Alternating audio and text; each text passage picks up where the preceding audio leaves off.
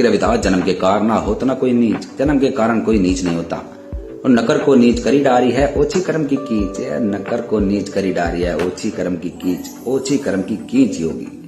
यदि आप किसी के साथ भेदभाव करोगे, किसी को छोटा, किसी को नीच समझोगे। और वहीं कबीर साहब की तो खैर हम फैन हैं। उन्होंने जो कहा था तलवार और मयान का उदाहरण देते हुए कि जात ना पूछो साधु की, पूछ लीजो ज्ञान, मोल करो तलवार का, पड़ी रहने दो मयान। कितनी बड़ी बात कही थी। बातें बड़ी गहराई में दिल में उतरती है और इसलिए हम इन बातों को थोड़ा अपने दिमाग से टच करके और इन बातों की गहराई में जाकर, इसलिए अक्सर हम अपने मुंह से, अपने शब्दों से इनको सामने वालों को प्रस्तुत करते हैं। हमारी याद होती है, जहन में होती है और हम यही चाहते हैं कि हर व्यक्ति यदि इन बातों से जुड़े, इन बातों पर अमल करे तो एक बहुत बड़ा अपने जीवन के अंदर खुद के परिवर्तन हो सकता है। दूसरों के हो या ना हो, लेकिन अपने अंदर हो सकता है। और कबीर साहब ने एक बात और कही थी ज्ञानियों के लिए, जो ज्ञानी लोग होते हैं, यानी जो साधु या किसी दूसरे व्यक्ति में फर्क नहीं समझते, किसी को पहचानने में गलती करते हैं।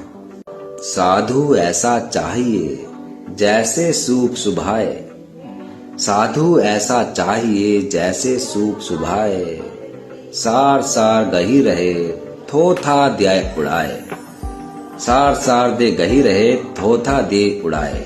यानी कि साधु ऐसा चाहिए, मित्र ऐसा चाहिए, यानी संगत ऐसी चाहिए जैसे सूप सुभाए, यानी छाछ होता है जिससे महिलाएं गेहूं फटकती है, गेहूं से जो भूसा होता है, गंदगी होती है, उसको अलग निकाल देती है।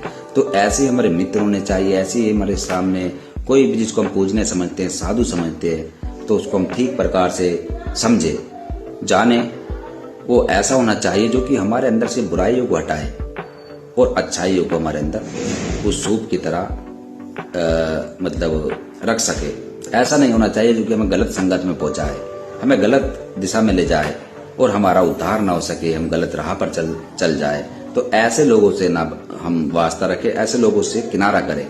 तो कबीर साहब ने उन लोगों के लिए या हमें समझाने के लिए यही कहा कि साधु ऐसा चाहिए जैसे सूप सुभाए, सार सार को गई रहे थोथा दही उड़ाए।